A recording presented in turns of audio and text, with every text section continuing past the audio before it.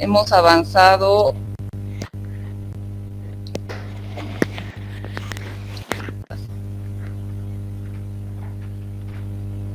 estos 5 temas. Hemos visto iluminancia, superficies de trabajo, herramientas, trabajos en espacios confinados y trabajos en altura. Vamos a hacer un pequeño repaso y también vamos a hacer ejercicios como la anterior vez.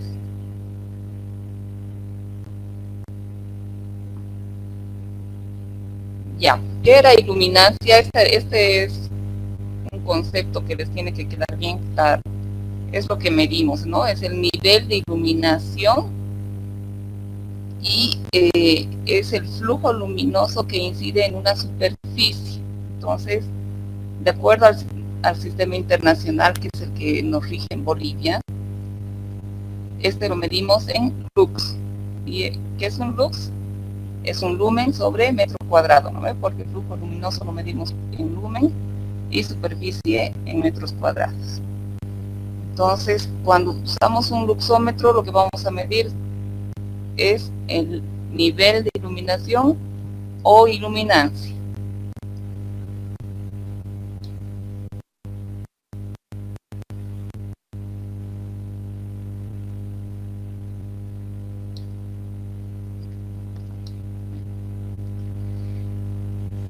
En sus diapositivas no está esta de cómo tenemos que medir.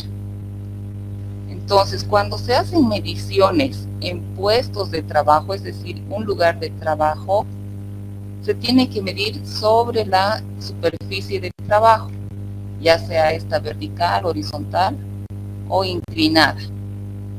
¿Y qué es lo que nos dice la norma? Es que tenemos que tomar entre 3 y 6 mediciones.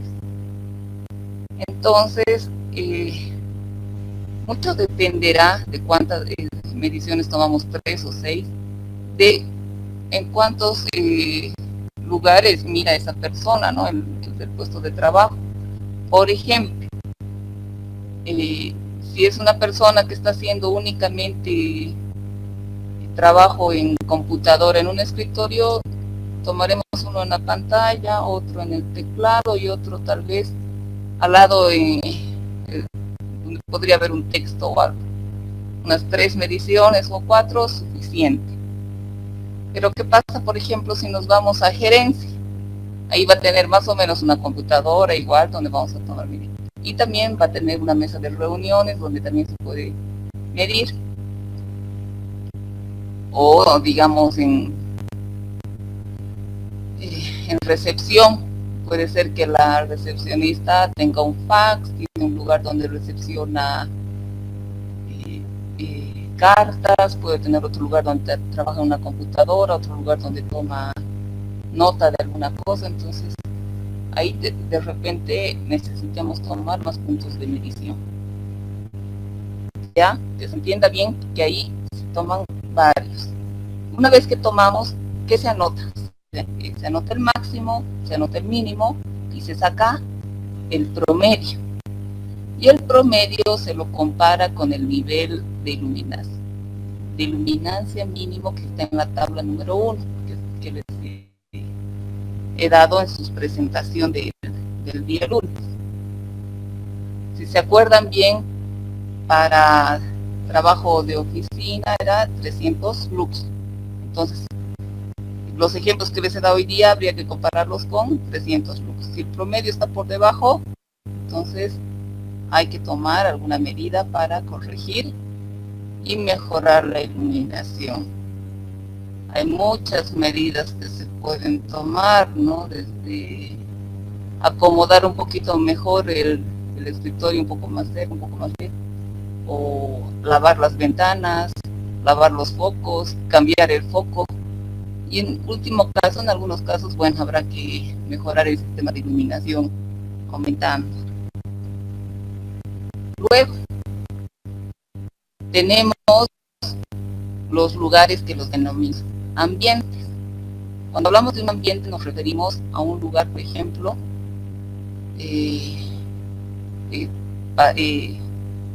corredores, almacenes, vestidores, el comedor. Entonces esos son ambientes por donde circula la gente o hace alguna cosa que es momentánea. En ese caso, lo que se hace es medir en plano horizontal a unos 50 metros sobre el piso, más o menos 10 centímetros. Y igual se toman varios puntos, pero no debajo de los focos o las lámparas directamente, sino entre focos. Entonces, al medio de los focos, ahí se hace la medición. ¿Ya?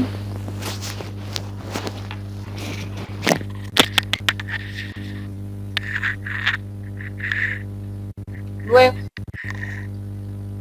hay para hacer una medición, lo que se tiene que hacer es primero un reconocimiento de todo el lugar donde se va a hacer las mediciones. Y ahí se determinarán los lugares donde podamos ver que hay algún lugar oscuro.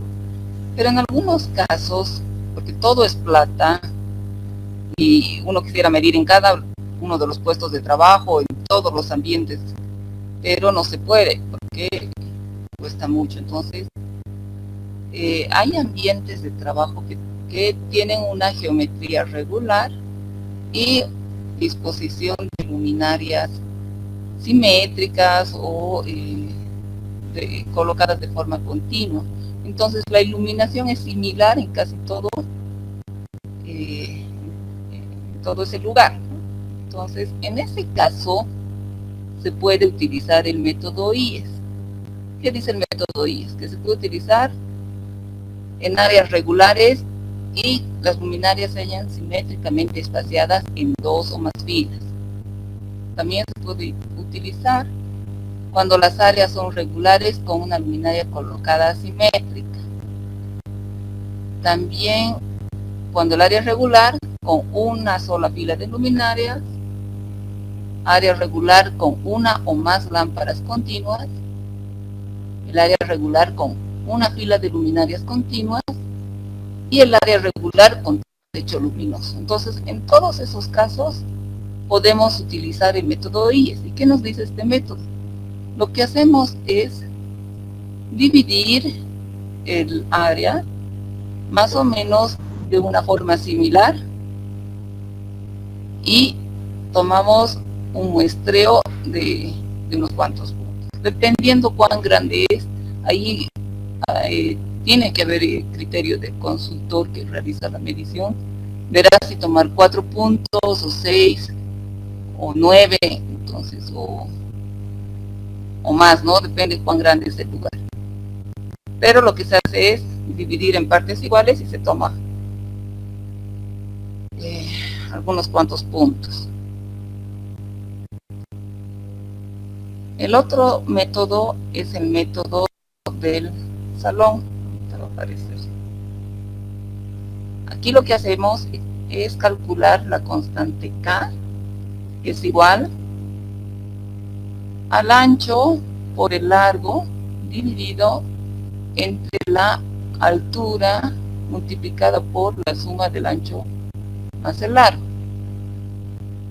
La altura, por si acaso, es desde el plano de trabajo hasta la parte baja de la luminaria. Eso es H. Y si fuera un ambiente, entonces vamos a tomar a unos 5 hasta el foco. Entonces, si la constante K nos sale menor a 1, tomamos 4 puntos. Si la constante K está entre 1 y 2, se toman 9, entre 2 y 3, 16 puntos, y más de 3, 25 puntos.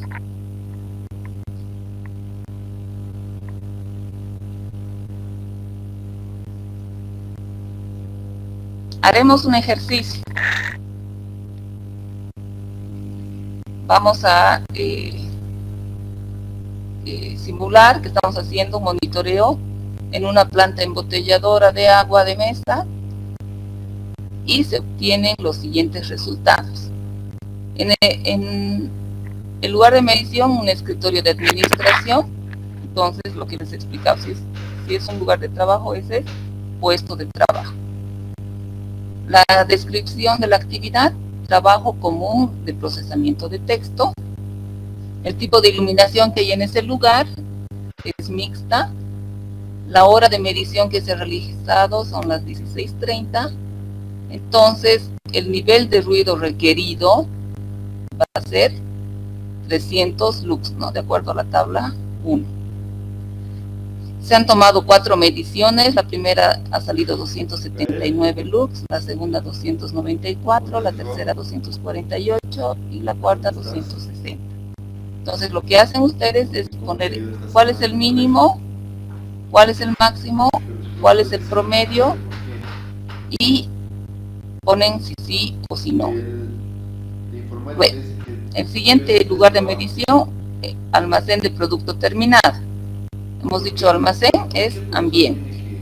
Entonces, la actividad es actividad de almacenamiento. El tipo de iluminación artificial se ha realizado a las 19:50. Quiero que vean en sus tablas qué nivel de iluminación requieren. Lo mismo, sacan mínimo, máximo y promedio. Y así para cada uno de esos. Nos daremos 5 minutos y resolvemos. Si están listos, me ponen listo en el chat. Si tú me entregas tu trabajo, ¿qué pasó?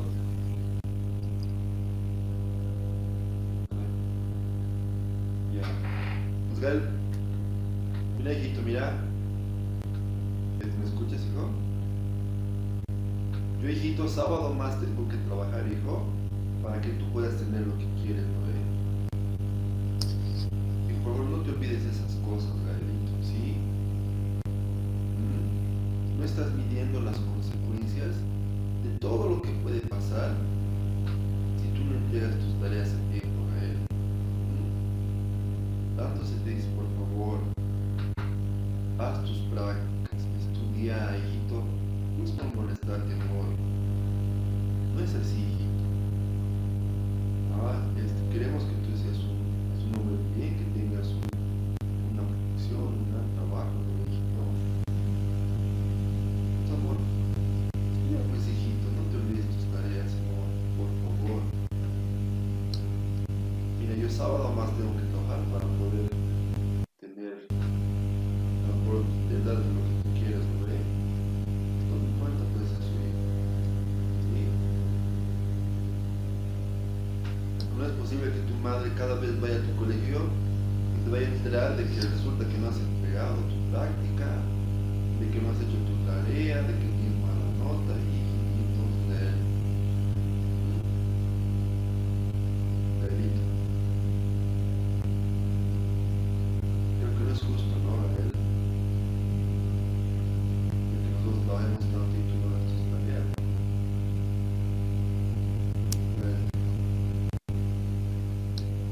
¿Cómo te esta semana? ¿Qué tareas son, qué prácticas son las que no has entregado?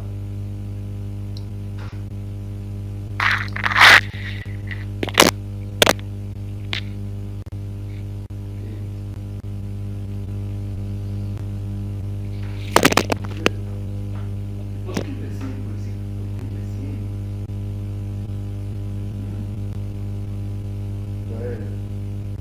¿Por qué al final? ¿Por qué no haces en su momento? Ya que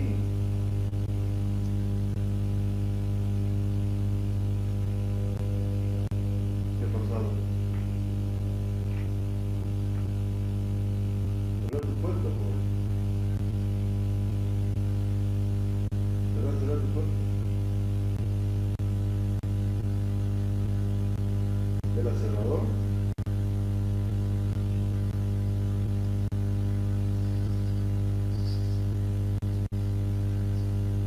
Fuerte, ¿no? ¿Que le está pegando?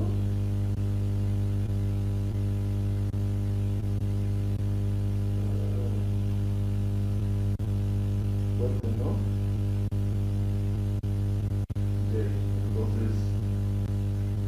hecho en la semana?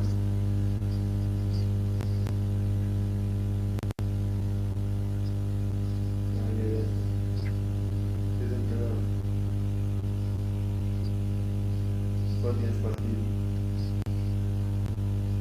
Miércoles. ¿Dónde van a jugar? ¿A ti te van a decir? Ah, muy bien, muy bien. ¿Qué ha pasado? Fuerte, ¿no?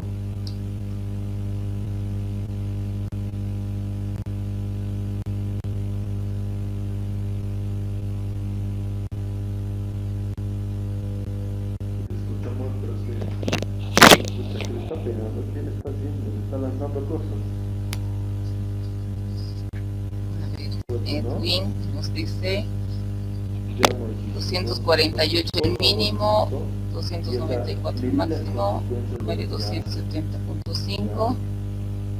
Cuando, a ver, pensate. No cumple, Edwin, porque el mínimo que necesita en escritorio es de 300 lux, entonces está por debajo, entonces no cumple. Y cuando tú no respondes con Julián, ¿no, amor? Y ahí, A ver, Jenny Silvana mi amor. nos dice mínimo 35, está bien, máximo 123 y el promedio, Botada. Amor, no, te has pasado a la otra fila. O sea, es hombrecito, eso no significa que 76. las cosas ¿Cumple? y espera que los demás te lo hagan, ¿no ves? No, no, hijito, vos agarras, te sacas tu medio, lo pones en tu tacho de ropa sucia, hijito, para que ten limpio tu cuarto, por favor, ¿ya? Y por favor, hijito, tus tareas, no te olvides las tareas. Tú me has prometido que vas a sacar buenas notas, ¿no ves? Quiero ver a ver si es un hombre de promesas cumplidas, ¿vale? Ya, corazón, te quiero mucho. Sí, te voy a llamar entre semanas, ¿vale? Para ver cómo te está yendo en el colegio. ¿No?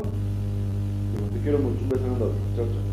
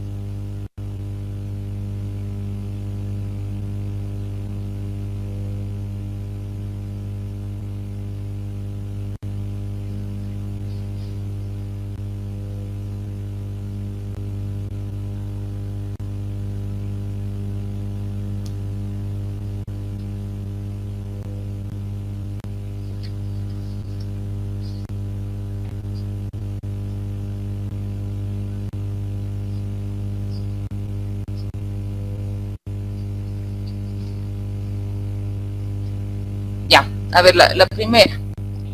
El escritorio de administración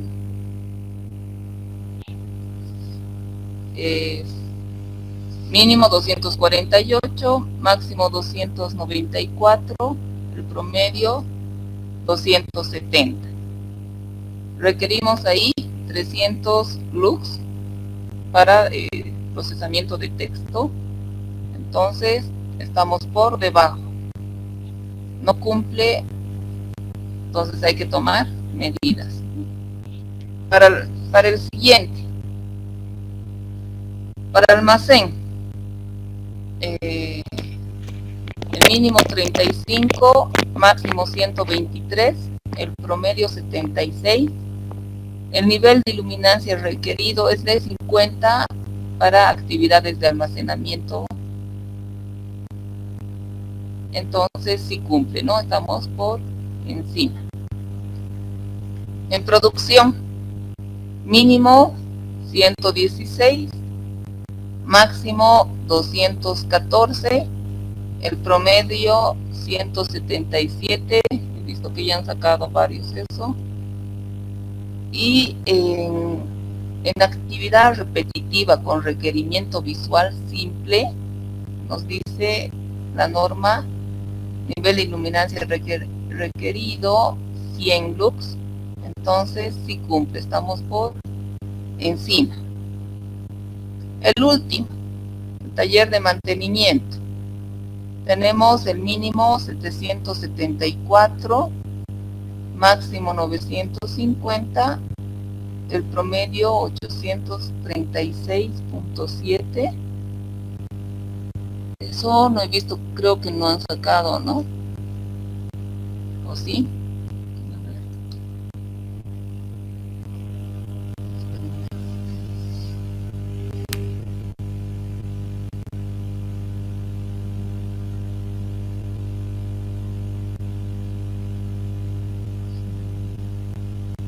Denme un minutito, me estoy anotando todos los que están participando.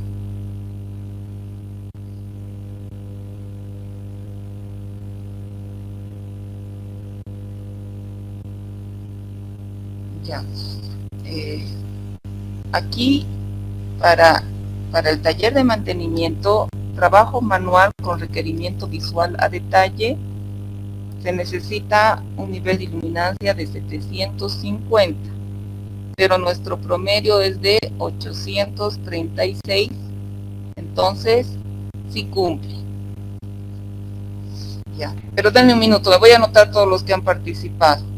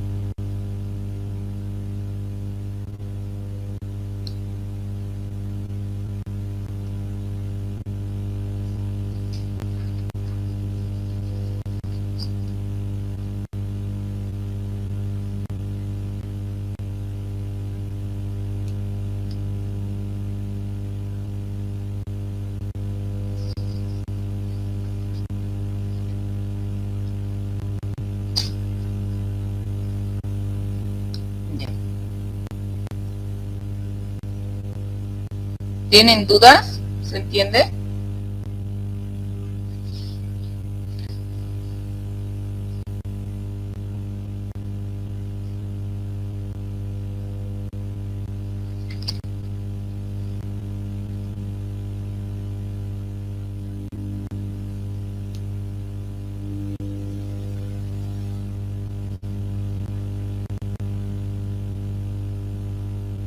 Ahorita no les puedo pasar porque está cargada la presentación. A ver, sería bueno que ustedes puedan ver en su norma los niveles, ahí están.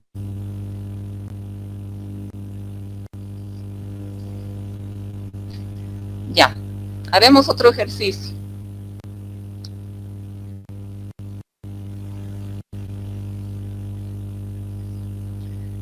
En un taller de manualidades se debe realizar el monitoreo de iluminancia. Las mesas de trabajo y las medidas de la sala se muestran en la siguiente figura. No sé si se ve bien. El ancho es de 6 metros, el largo es de 7 metros, el alto es de 2.5 y las mesas están a una altura de 1 metro. Tenemos 8 mesas dispuestas en todo ese área de trabajo, y esos puntitos negros son las luminarias. ¿cuántas mediciones realizarían y dónde? Ahora, no quiero que me respondan, piensen un ratito y uno por uno les voy a ir preguntando y ustedes me dicen sus respuestas por el chat. Yo luego les voy a dar la respuesta. Piensen un poquito y después vamos a ver.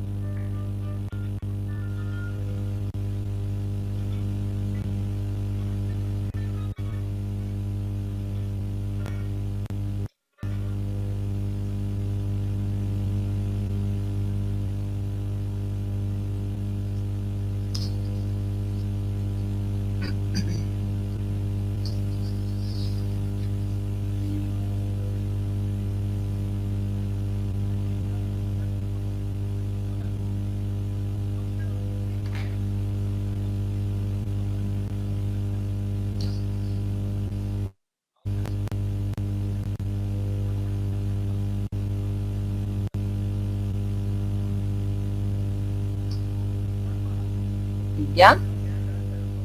A ver, Pablo Germán Aldunate, ¿qué opinas?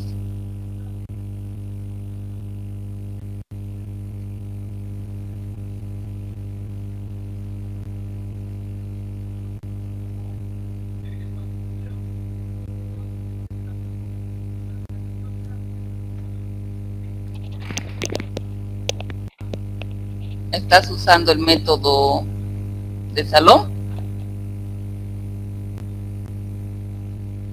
Ya.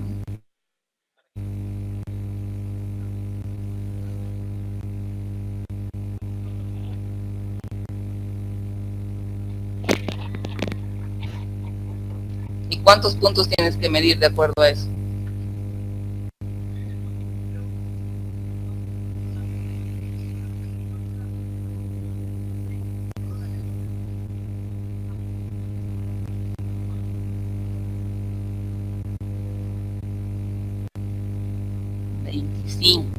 Ya, Sinforoso también ya se nos ha adelantado. Él dice hay que hacer más de 4 mediciones. A ver.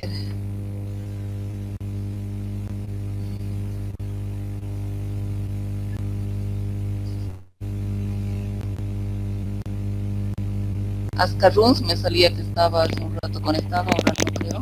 ¿Está? Racela Ascarruns.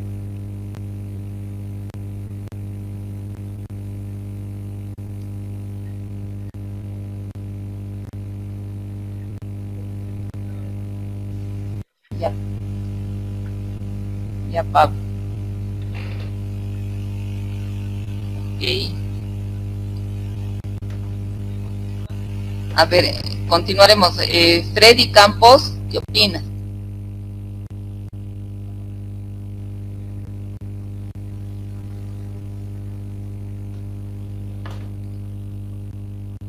A ver, Roger, te sale lo mismo.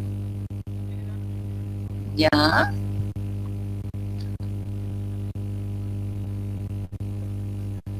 Luego, a ver, Carlos Delgadillo, ¿qué opina?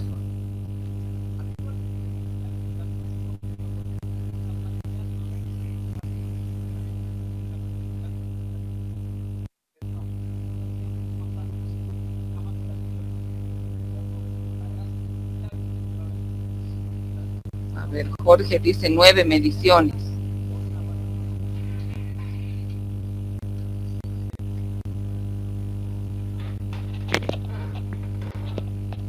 Pero tenemos 8 escritorios o mesas de trabajo.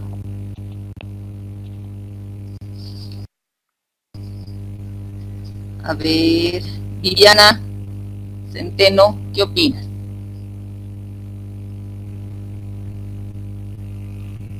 Jenny Silvana dice 16 mediciones.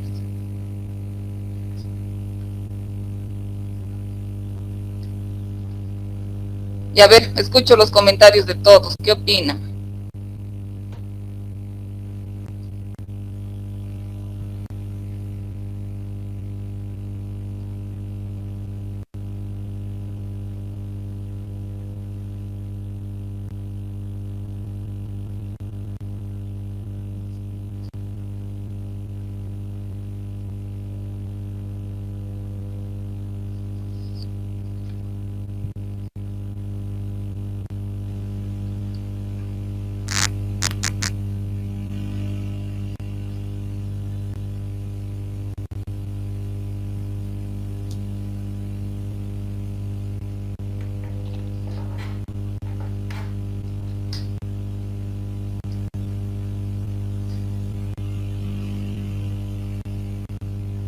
¿Alguien opina distinto?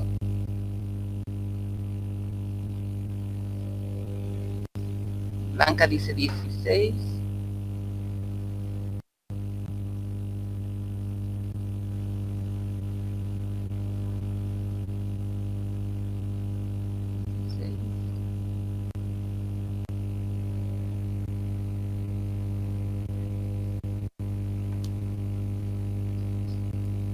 A ver, escucho sus comentarios.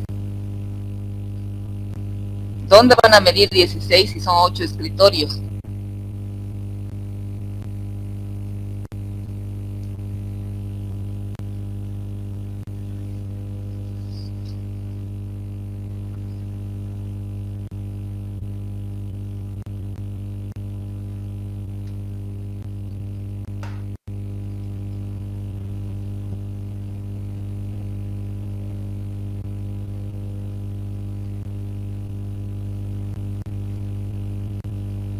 No, los cálculos que le salen es por escritorio, y en cada escritorio mínimo hemos dicho 3, pero esas son las mediciones, de eso se saca promedio, pero lo que en realidad están calculando con la constante K es en cuántos lugares van a medir, no cuántas veces van a medir.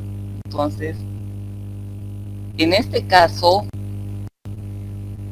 lo que tenían que haber hecho es el método IES, no utilizar el método del salón, porque en realidad el resultado que les da es de 25 escritorios, porque la constante K le sale 2.1, que había que medir desde la altura de la mesa hasta el foco, ¿no ven? Entonces, 16, perdón. 16. No podemos medir 16 y solo tenemos, para eso medimos en cada mesa de trabajo y tenemos 8, ¿no? Entonces no justificaba usar el método del salón. No, 16 sale, por 2.1. Y lo que aquí correspondía era hacer el método IES. Fíjense que tienen una superficie regular, tienen un rectángulo de 6 por 7 metros. Tienen dispuestas las mesas de trabajo de forma simétrica. Tienen puestos el sistema de iluminación igual de 3 filas dispuestas en forma simétrica. Entonces lo que ustedes podían haber hecho es dividir este lugar en 4. Podíamos haber tomado, por ejemplo, un punto de medida en el escritorio 8, en el escritorio 6, en el 2 y en el 4, por ejemplo. O la otra era medir en el 1, en el 3, en el 5 y en el 7. Y así teníamos 4 mediciones. Ya era mejor utilizar el método IES, porque el otro no nos justificaba hacer el método de constante de salón. ¿Ya? ¿Se entiende?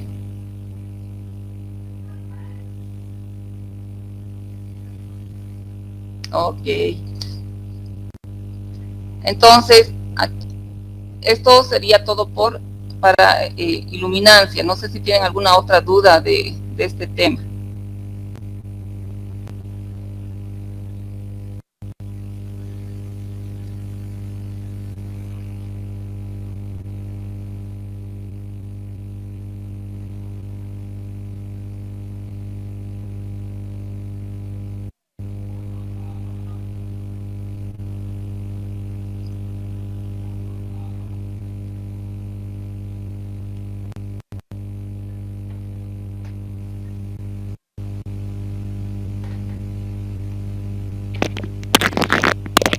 A ver, están escribiendo, veremos qué escriben y de ahí pasamos.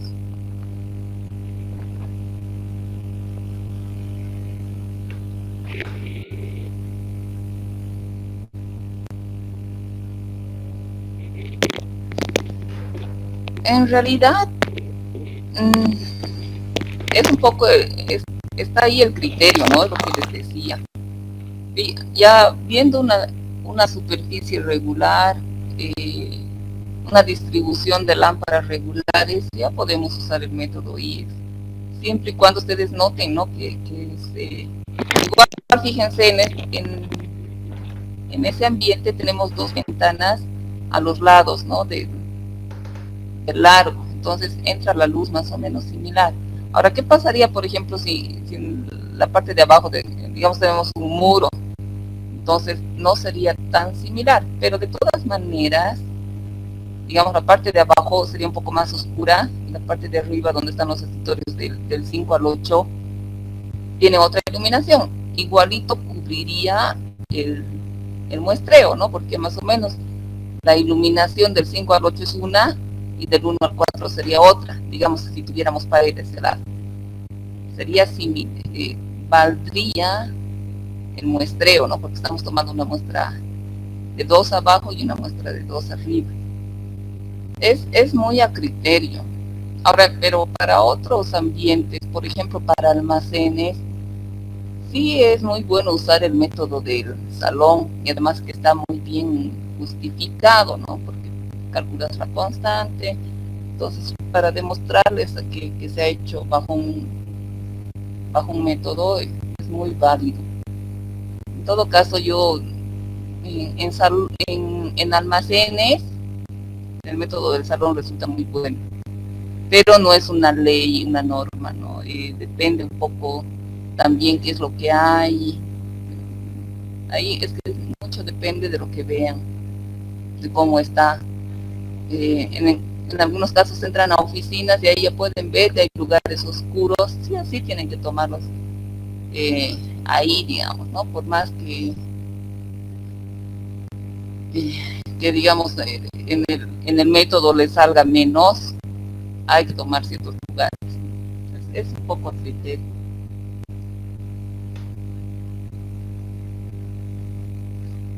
No existen niveles máximos de iluminación, solo mínimos. Y lo que sucede muchas veces, algunos se quejan, no, mucha luz, no puedo ver. Cuando pasa eso es porque lo más probable es que les está reflejando, ¿no? Que hay reflejos, que hay deslumbramientos, entonces está mal colocada la iluminación.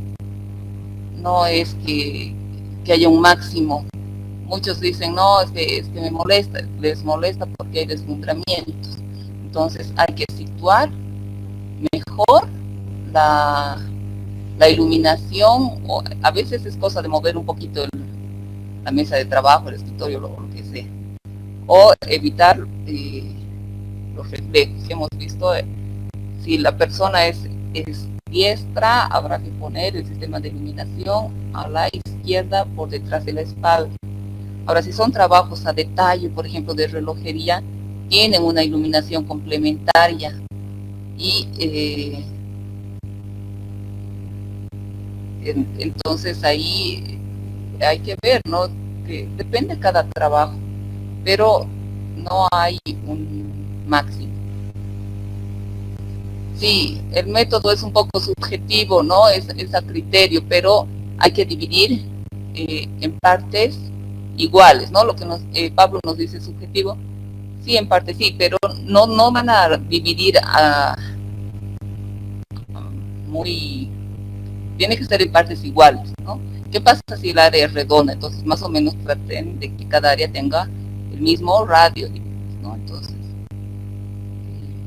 pero tiene que ser en partes iguales.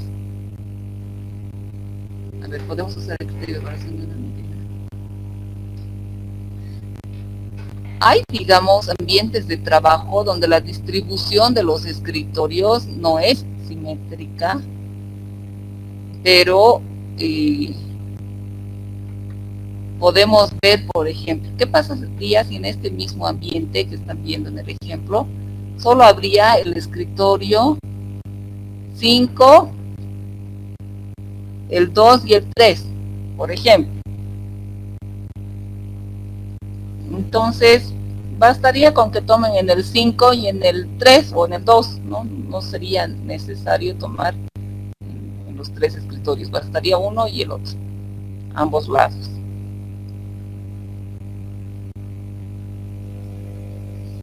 Depende, no necesariamente Sinforoso va a haber deslumbramiento por tantas lámparas.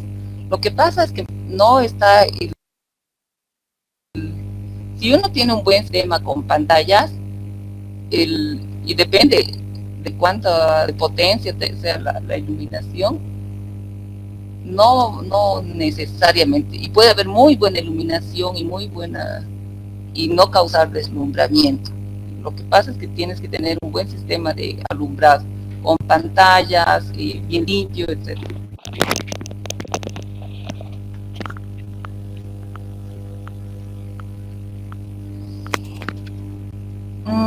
Carlos, a ver, nos preguntas el método del salón. En este caso han calculado y han visto que les salía por encima de la cantidad de mesas, entonces no era adecuado. Pero a simple vista parecería que es adecuado, ¿no? Pero han hecho el ejercicio y no ha salido. Es lo que les decía, a mí el método del salón me resulta muy bien en almacenes.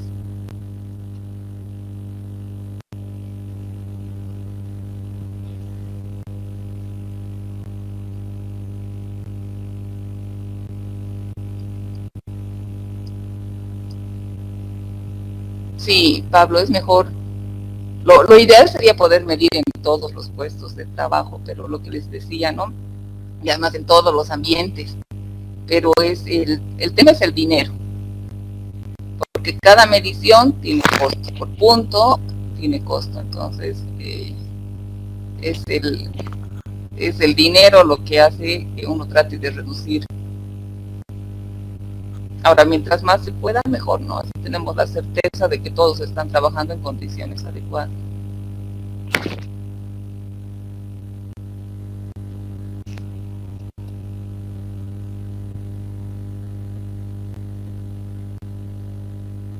Ok, entonces pasaremos al siguiente tema.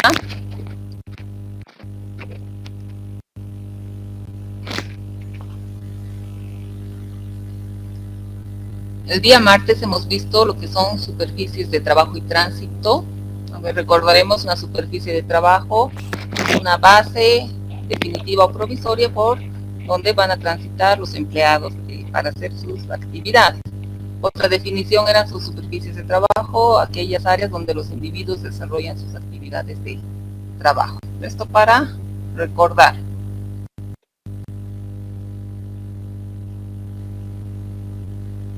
Los mayores factores de riesgo que hay en las superficies de trabajo eran caídas, tropiezos y golpes. Entonces, muchas veces se dan estas situaciones por agentes materiales, otra por el entorno físico y otra por la gestión y la organización. Habíamos visto en las diapositivas que en agentes materiales estábamos hablando del dimensionado. Puede estar mal hecho, entonces tal vez muy apreto y terminan golpeándose.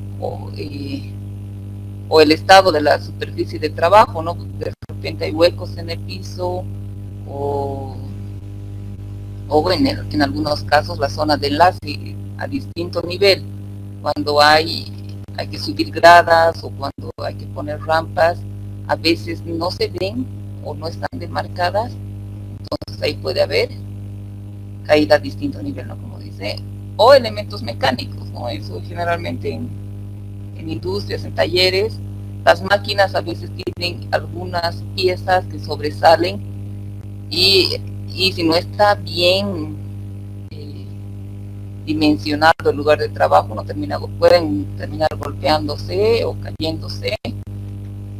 Entonces, eso es lo que generalmente sucede. En el entorno físico habíamos visto que el desorden puede causar que uno se tropiece, no cajas en el camino, pitas, cables, o que la iluminación sea deficiente, también uno puede no ver algo y caerse.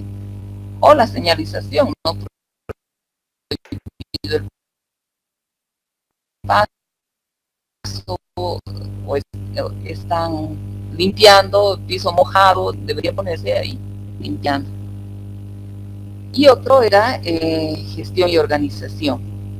Entonces muchas veces la distracción hace de que se caigan, o el incumplimiento de procedimientos, no correr, o ciertos ruidos inesperados puede pasar. Hay máquinas, por ejemplo, han debido ver donde las bombas hacen un ruido, ¿no? Donde la máquina de vapores, entonces se pueden asustar y pueden caerse. Entonces ahí es lo que, ¿por qué gestión? ¿No? Porque ahí tiene que haber un procedimiento, o tiene que haber una gestión de señalizar ruidos fuertes, etcétera, ¿no? O capacitar al personal.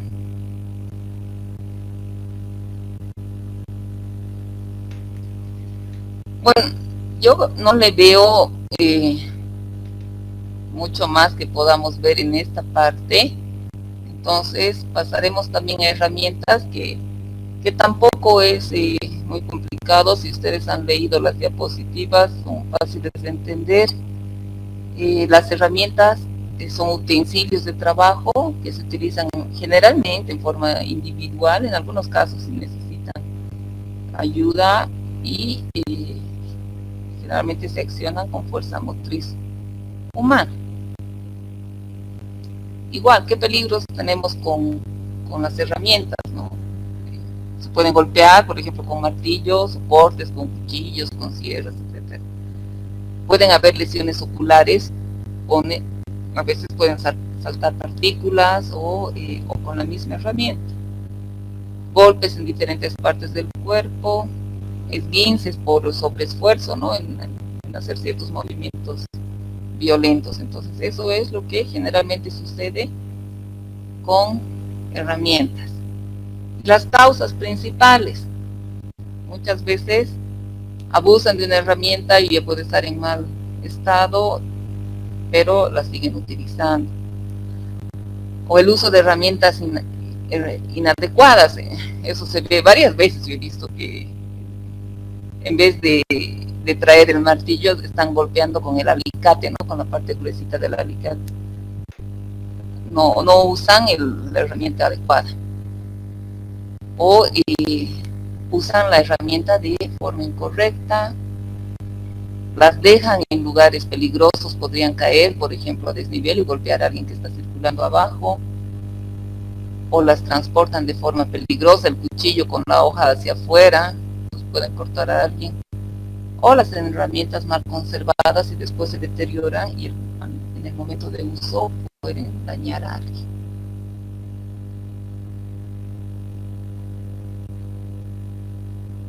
Bueno, en herramientas igual yo creo que no vale la pena que nos quedemos ahí mucho más. No es algo complicado, es fácil de comprender. Pasaremos a espacios confinados. Hemos visto que un espacio confinado es un lugar donde es difícil el acceso. Su geometría no está hecha para una persona, para que esté ahí una persona trabajando, y uno de los mayores riesgos es la atmósfera. ¿Cuáles son ejemplos de espacios confinados? Son alcantarillas, tuberías, ductos, silos, tanques de almacenamiento, hornos, extractores. Hay varios lugares donde hay que entrar a veces a hacer mantenimiento de los equipos, a limpiar o a realizar obras de ampliación. Entonces es ahí donde hay un riesgo alto, porque no son lugares hechos para trabajar, ¿no? Tienen otra función, pero a veces por hacer los mantenimientos, lo que ya habíamos visto, pasan accidentes. Y los accidentes ahí no son chiste, ¿no? Hay las causas de muerte, por ejemplo, en espacios confinados, el 47% es por asfixia. Esto en Estados Unidos, ¿no? Aquí no han encontrado las estadísticas. El 21% por ahogamiento y el 19% por intoxicación. Y si vemos por qué han muerto, qué estaban haciendo, el 48% estaba trabajando, estaba haciendo limpieza, mantenimiento o inspección, y el 39% de los que han muerto era por hacer rescate. Entonces, fíjense que a veces por sacar al empleado, al obrero que estaba ahí, los bomberos o el personal de rescate igual termina muriendo, ¿no? Es una tasa altísima de muerte por entrar a esos lugares. ¿Y por qué mueren? Muchas veces por el pánico, por el susto, se desesperan, quieren sacar a la persona y no toman las medidas adecuadas. Entonces, antes de entrar a un espacio confinado hay que tomar todas las medidas correspondientes. Existen 3 tipos de espacios confinados. Hay los clase A, los clase B, los clase C. Los más peligrosos, digamos, son los clase A y los menos son los clase C.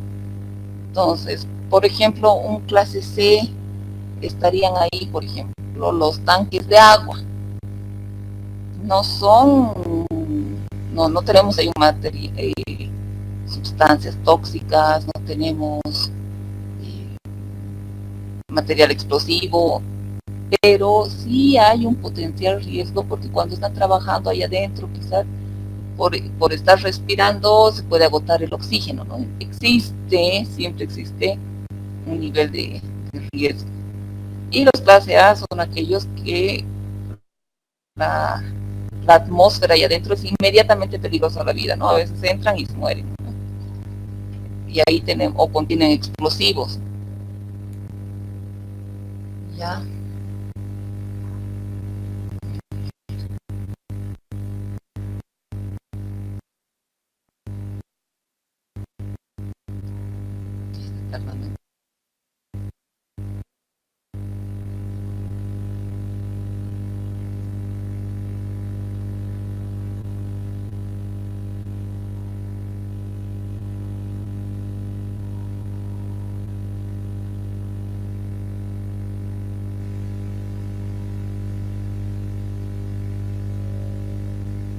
¿Qué pasa?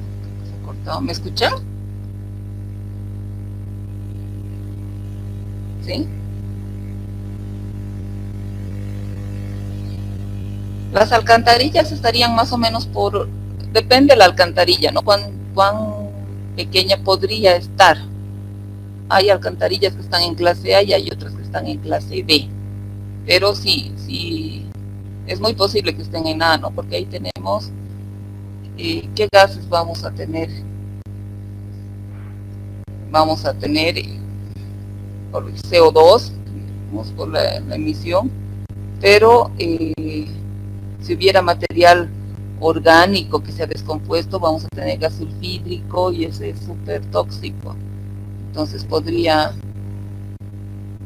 estar. ¿Ven ustedes la imagen? Yo no la veo, no sé qué ha pasado.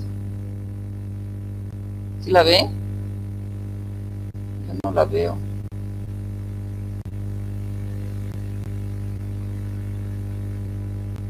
Metano, claro que sí, metano. Ahí.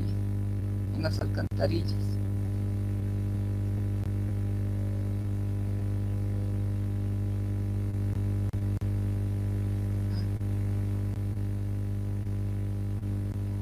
Espérenme un ratito.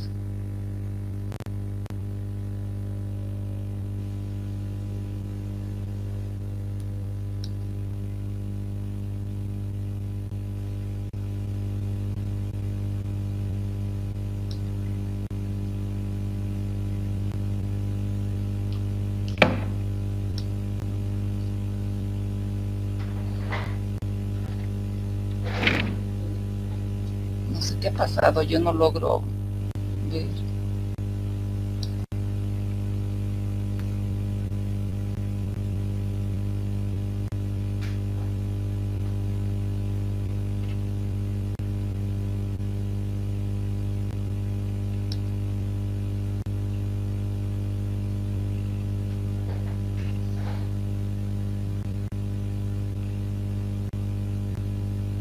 No sé si está tardando en cargar lo mío, pero no logro ni pasar.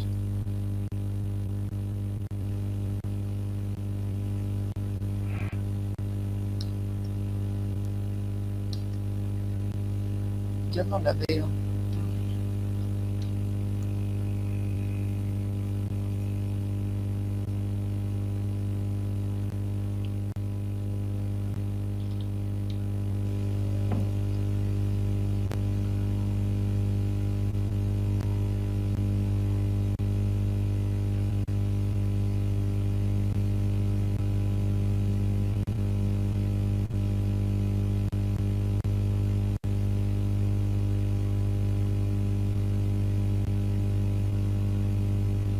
Denme un minutito, por favor.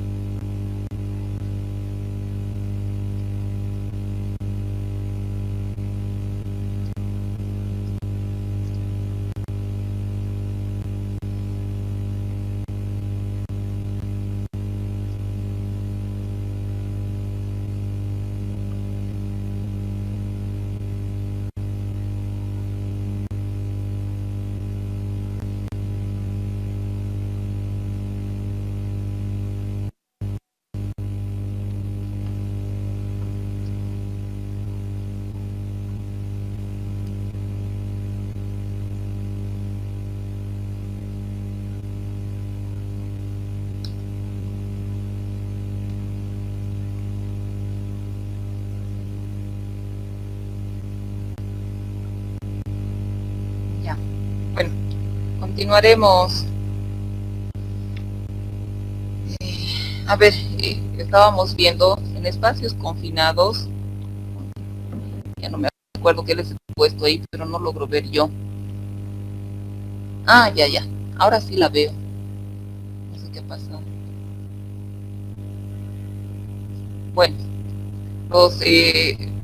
la principal causa, digamos, de riesgos son los atmosféricos, ¿no? Entonces, falta de oxígeno, generalmente, ¿por qué? Porque por combustión, por oxidación, cuando se pinta, el secado de pinturas, o por bacterias, ¿no? Que consumen el oxígeno, y nosotros también, ¿no?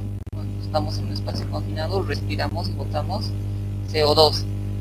El monóxido de carbono es también súper peligroso. ¿Por qué? Porque no tiene olor y es nocivo. Entonces a veces entramos a un espacio confinado y no se siente que no hay oxígeno.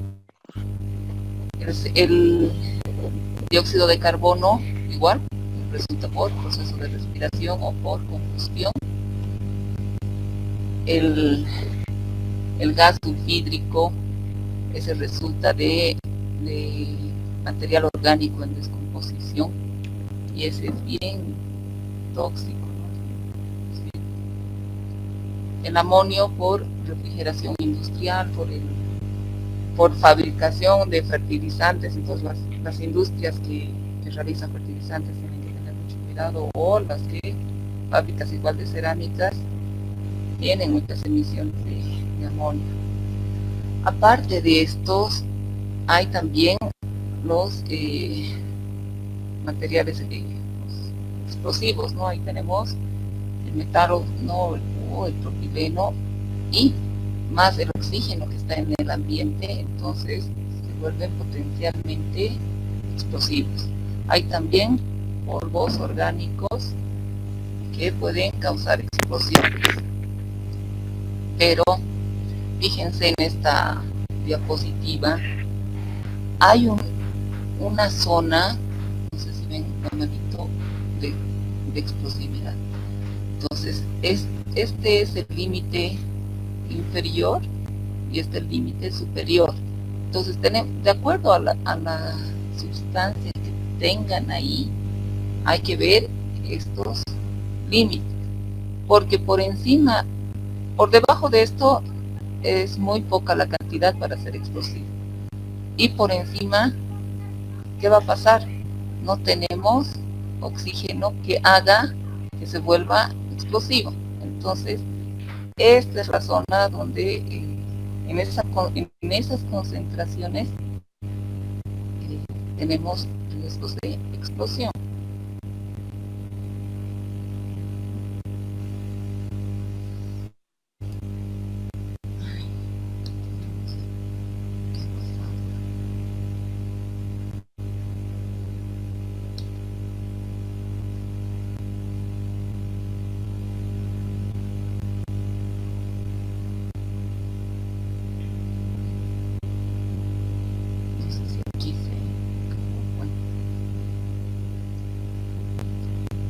No sé si han visto el video que les he mandado el día de ayer. Hay un accidente que ha sucedido de verdad en Colombia.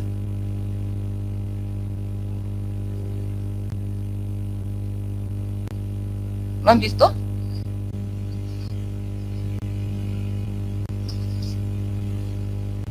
Sí, ya. ¿Se han fijado qué es lo que ha fallado? A ver, ¿qué creen que ha fallado ahí? ¿O qué está mal? ¿Qué es todo lo que han encontrado mal?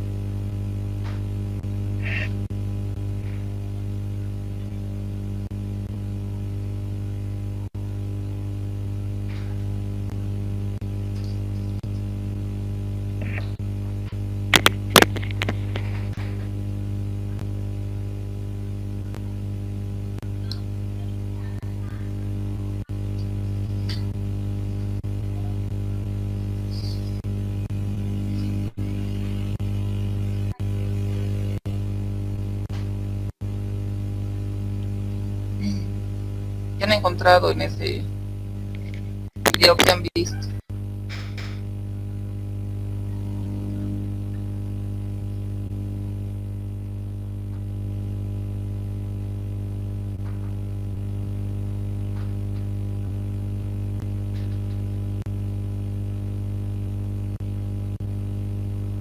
Sí. Bueno, tiene hasta ahora todo bien, todas bien sus comentarios. Sí, pero no han seguido los procedimientos. Han ingresado sin EPPs, no tenían equipos de respiración autónoma, no tenían máscaras, podrían, a veces, dependiendo de lo que uno tiene, hay que ver, ¿no? El trabajador era nuevo, o sea, seguramente no lo han capacitado, no tenía medidas de seguridad apropiadas, no tenía capacitación, exacto. Poca señalización. No contaban con equipos de protección, sin la inducción correspondiente, sí. Fíjense que es muy importante la capacitación.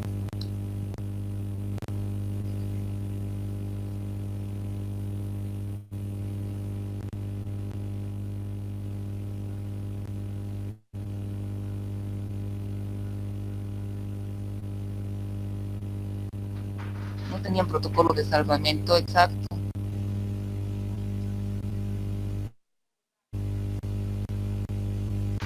Eso es lo que les mostraba en las estadísticas, ¿no? Muchas veces por rescatar termina muriendo la persona que también ha entrado a rescatar.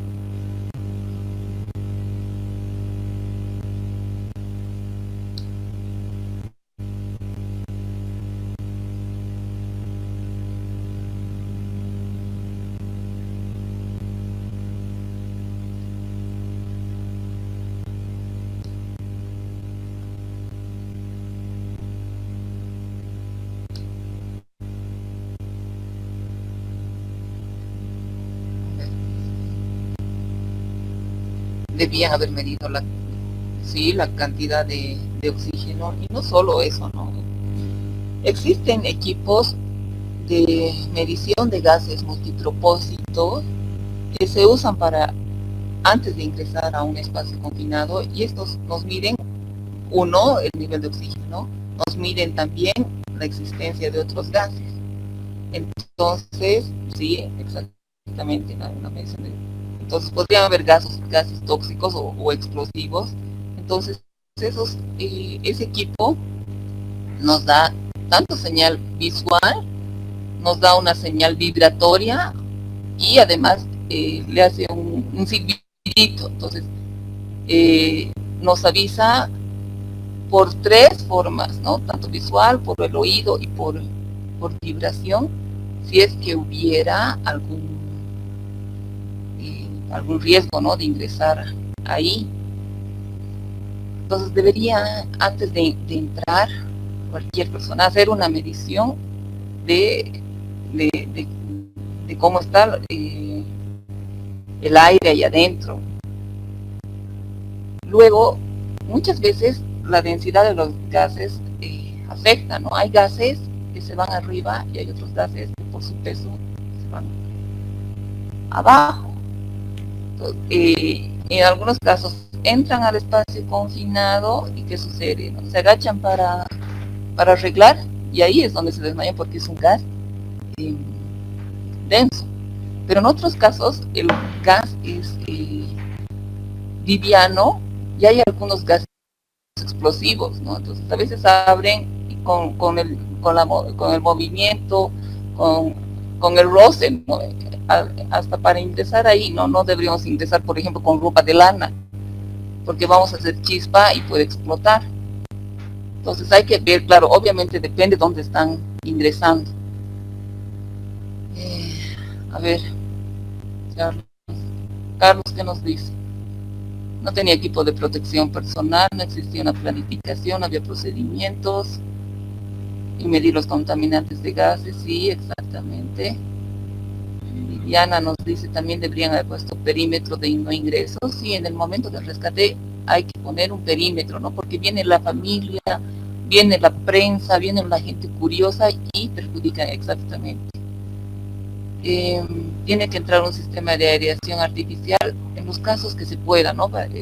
Si se puede, sí, pero no en todos los casos se puede. Siempre hay que hacer, siempre los trabajos en espacio confinado tiene que ser con compañía. Alguien tiene que quedar afuera y lo ideal es que tenga una, bueno, no es, tiene que tener una, para que lo pueda jalar, ¿no? Para que lo pueda sacar. Y el ayudante no tiene que entrar cuando pase algo hasta que no venga otra persona. Y en el video, ¿qué es lo que ha pasado? ¿No? Han entrado sin capacitación, era un trabajador nuevo, debió haberse capacitado, ahí tenemos una falla organizativa. Después no tenía el material adecuado, no tenía EPPs, no tenía oxígeno, no tenía nada. Luego, el bombero que ha ingresado igual, lo han visto cuando lo han sacado, no tenía máscara, no tenía oxígeno, no tenía nada. ¿Qué nos dice Alex? Estos equipos son utilizados antes de realizar limpieza de tanques. Sí, claro, en Santa Cruz los dos obreros, aquí en La Paz también ha pasado en Aranjuez, ¿se acuerdan? Cuando han ido a ver la fuga de gas. Hay casos que han sucedido aquí también. Fíjense también cuando sacan al bombero, han visto los paramédicos cómo le hacen la reanimación sin igual. Es que en el momento del pánico, del susto, no empiezan bueno, le hacen la reanimación sin ningún procedimiento, no han cumplido nada, no tenían oxígeno, porque quizás hubiera podido reaccionar si hubieran puesto oxígeno hace rato.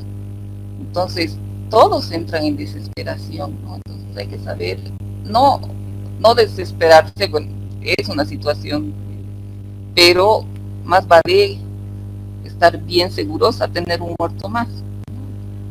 Ahí todo casi se ha hecho mal en ese caso. ¿Ya?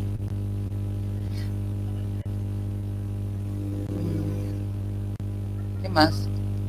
Aparte de que es lo más peligroso, es la parte de la parte atmosférica, pero igual hay riesgos de que se lastimen, porque como hemos visto, los espacios confinados no son lugares aptos para que personas trabajen ahí. Entonces a veces se caen, se fracturan algo, a veces se tropiezan. En muchos casos en alcantarillas, cuando son medio grandes, a veces hay ratas, ratones. Entonces, además de que uno se puede fracturar o algo, también encuentra a vectores.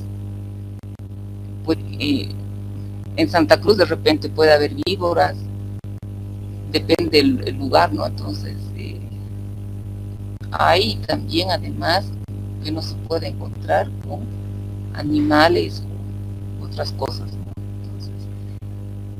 Entonces, por otro lado, por ejemplo, en las industrias, en las agroindustrias, los que trabajan con todo lo que son semillas, en soya, arroces, etcétera, en los silos a veces entran a hacer algún trabajo y parecería que todos estos cereales están bien acomodados y taqueados, y no es así, ¿no? Entonces hay huecos que se forman ahí y a veces el trabajador pisa uno de esos y lo que hace es hundirse, y se hunden rápidamente. Y el cereal o el grano, las semillas que están en el silo, igual que la arena, ¿no? Igual que los relojes de arena, empiezan a acomodarse. Y lo que hacen es presionar, depende cuánto se ha hundido la persona, le puede hasta fracturar. Entonces, además de los riesgos atmosféricos, hay riesgos físicos que pueden dañar. Es importante tener todos los procedimientos, tener todas las medidas adecuadas antes de entrar a un espacio confinado. No sé si tienen alguna duda en este tema.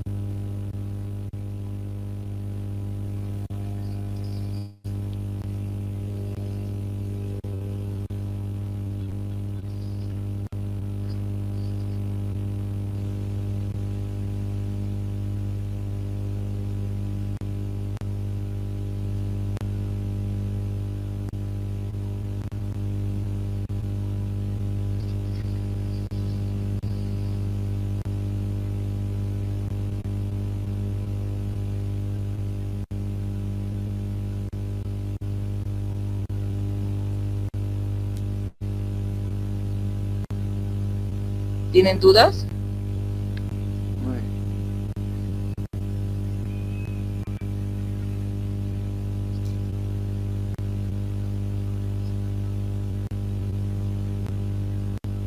¿No? Denme un minutito, voy a anotar todas las participaciones antes que se me borren, ¿ya?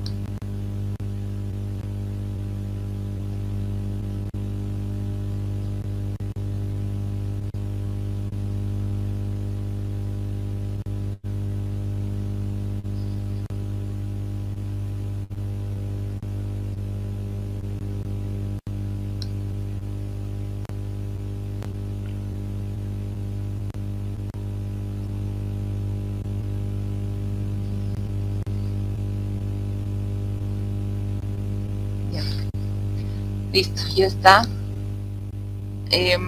Bueno, yo quería que veamos trabajo en altura, pero creo que no nos va a dar.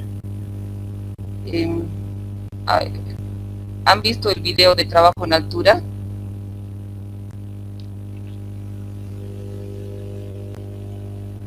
Perdón, antes que me pase, Juan Fernando Espinosa nos consulta.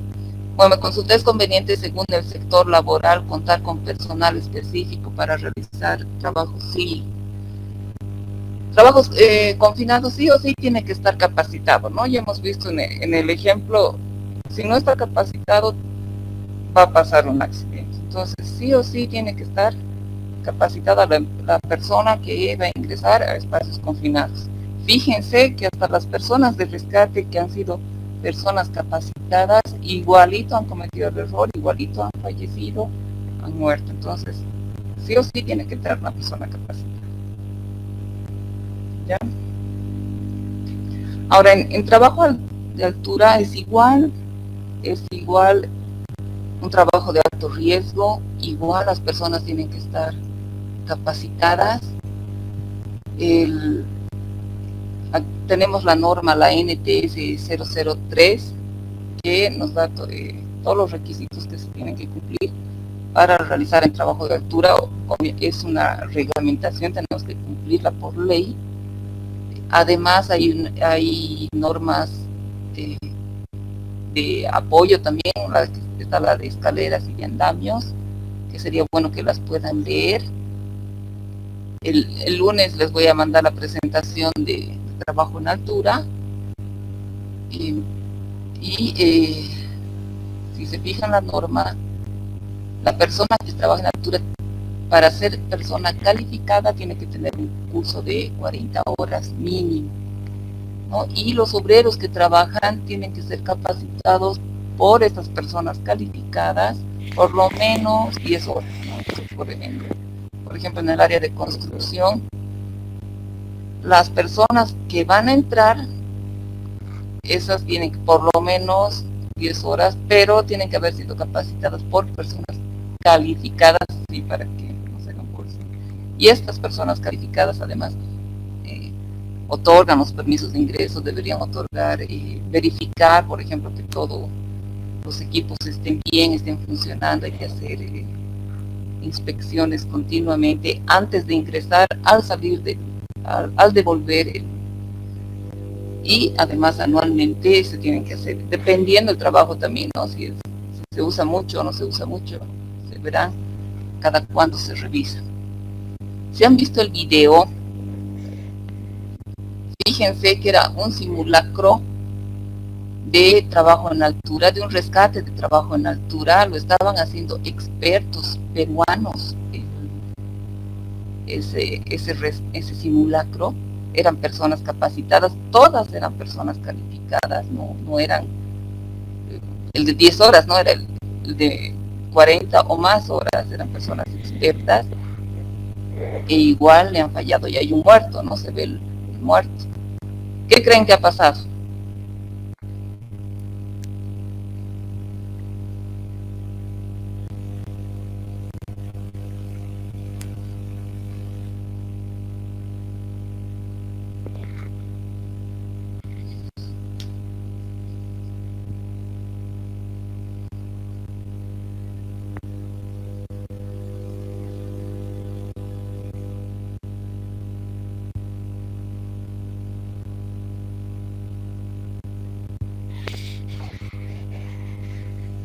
Sí, lo que nos dice en trabajo, en realidad, de repente se han tomado la altura del cable, también, dependiendo qué cables son, alta tensión, baja tensión, hay que ver mínimo 1 metro de distancia, estaban muy cerca, lo ideal hubiera sido que estén a más distancia del cable, ¿no? Como dice Sinforoso.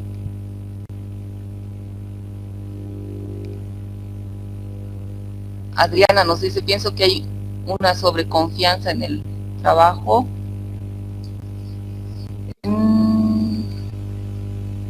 No creo tanto eso.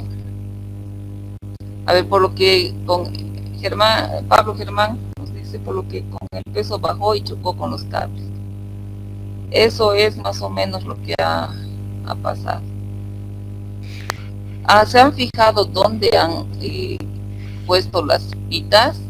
Ahí encima del edificio hay un armazón de propaganda, y ahí han colgado las cuerdas, ahí las han anclado.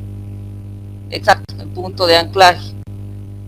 Y lo que ha sucedido es que esa armazón no ha soportado el peso de las dos personas y ha cedido, y lo que ha hecho es bajar y ha chocado con los cables. Entonces todo estaba bien menos el punto de anclaje, ¿no? Ahí ha cedido ese armazón. Exacto.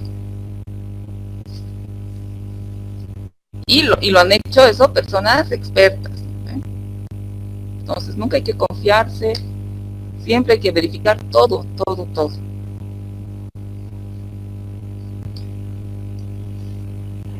Ya, entonces eso por el día de hoy.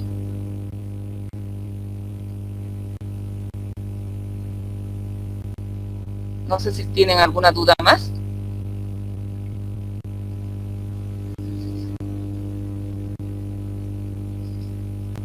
Sí, sí, lo que es.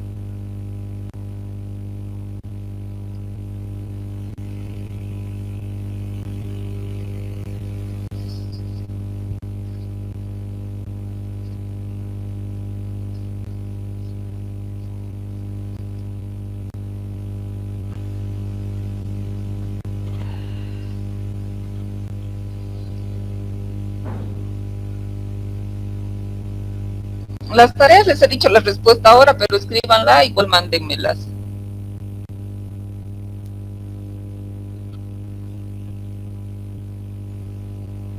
Tenían que analizar qué fallas encontraban en los accidentes de los videos.